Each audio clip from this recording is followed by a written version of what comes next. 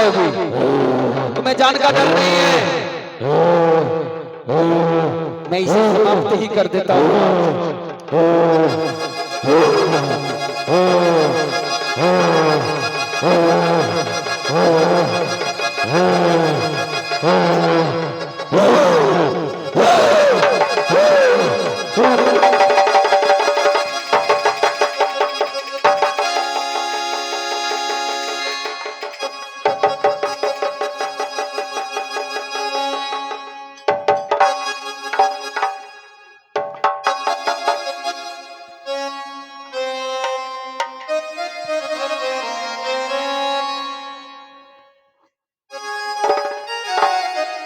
हे मां दुर्गे, अब मैं क्या करूं?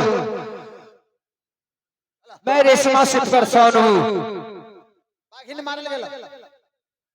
वो बोली जो मैं आपको बाघिन से खिलवा दूंगा, तो हकीकत में मुझे बाघिन भेज दी थी। हे मां, अब इस भागिन से तुम मुझे बचाना मां। मुझे धर्म पर कभी खोच नहीं आने देना मां। तो यम्बो है मेरी मां, दुर्गा है मेरी मां। यम्बो है मेरी मां, दुर्गा है मेरी मां। मेरी मां, मेरी मां, मेरी मां। यम्बो है मेरी मां, दुर्गा है मेरी मां। यम्बो है मेरी मां, दुर्गा है मेरी मां।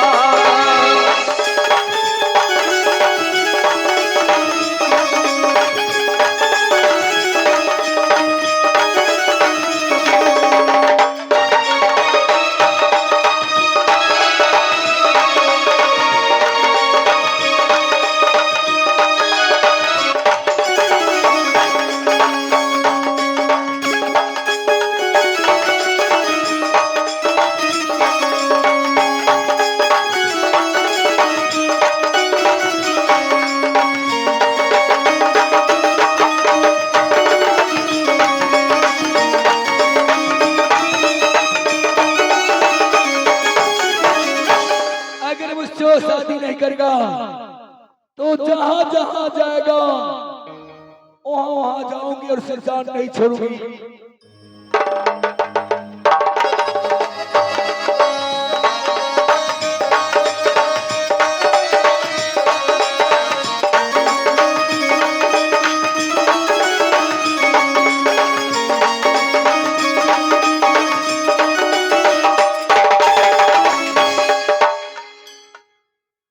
ये मुझे तलाश में भी निकल गई है। ये बैक्चुअर्मल को उससे अंदाजा नहीं है। जो मेरा प्राण चला जाएगा फिर पचन नहीं जाएगा। जो मैं रेशमा को कह दिया हूं वो बात सत्य है। अब मैं उससे शादी जरूर करवा दूंगा।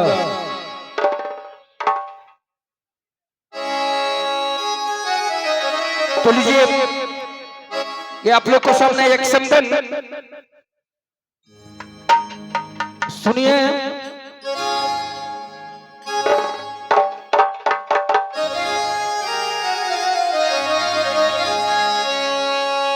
और पर हाँ परी सपर एक बहन भाई के लिए ससुराल में तरस रही है, लेकिन भाई 12 बरस से बहन को दरवाजे पर नहीं जाते हैं और बहन इंतजार में है कि मेरा भाई कब आएगा। और बहन बहुत गरीब, भोजन करे के लिए भी बहन सोचे छ।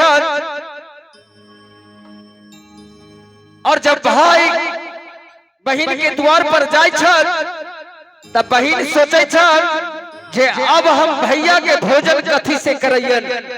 बहन बहुत खुशहाल में भाई के देख के जे आज मेरा द्वार पर भाई आयल है 12 बरस पर, अब हम भाई के भोजन कथी से करैयन। तो बहन की कहे छ और पर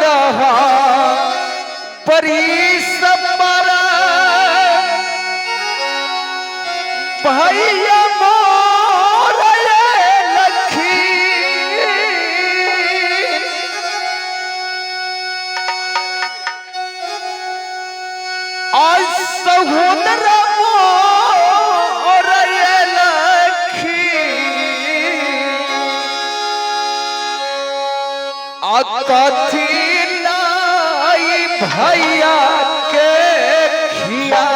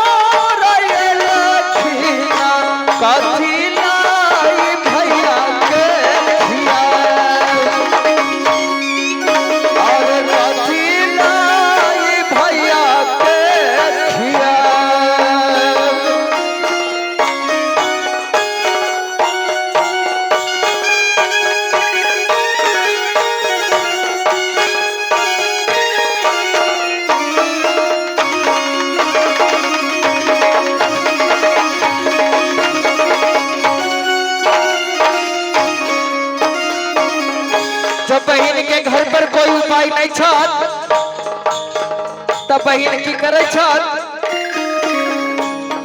और पैसो मांग गेली हमार गोतनी आई गामा पियटनी आई गामा मिलल नाही पैसा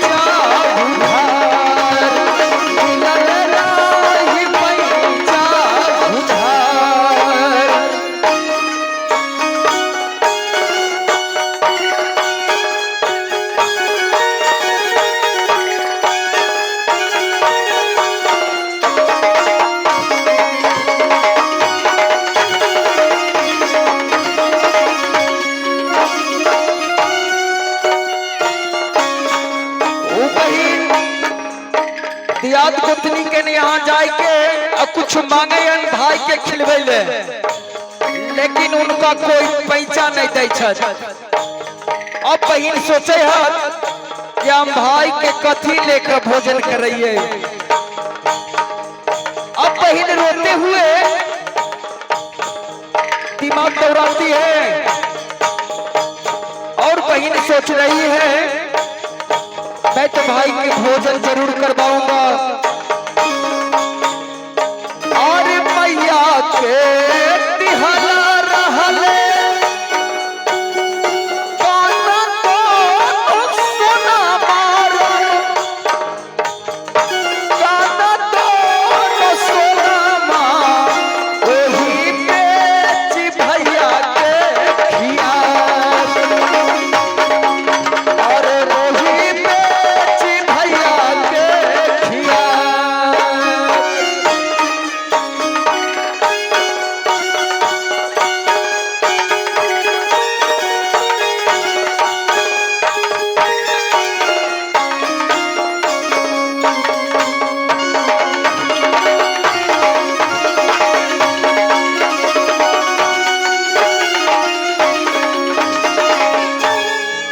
कान के दोनों सोना बेच के भाई के भोजन करावे छत और भाई से अर्जू करे छत ओ भैया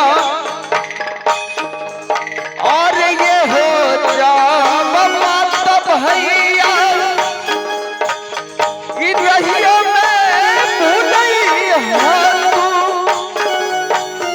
इ रहिया में भूलई है नहीं कई मैया के समान नहीं कई मैया के समान।